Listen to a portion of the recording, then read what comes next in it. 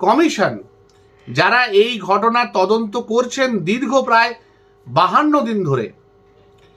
তারা কিভাবে বলেন বা তাদের উকিল কিভাবে বলেন যে আমাদের আজকে তো যেহেতু অল্প সময় আছে, আজকের দিনের মামলাটা শুনানিটা স্থগিত করে কাল করা হোক বা অন্য একটা ডেট দেয়া হোক।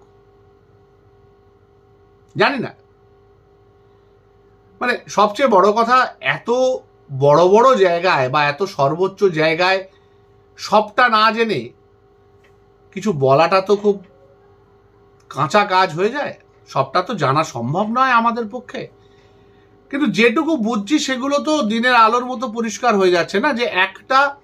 আন্দোলনকে ঢাকার জন্য একটা সর্বত প্রয়াস চলছে। কেন্দ্রীয় সরকার থেকে প্রয়াস চলছে,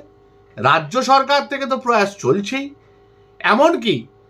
সমস্ত তদন্তকারী কমিটিগুলো, কমিশনগুলো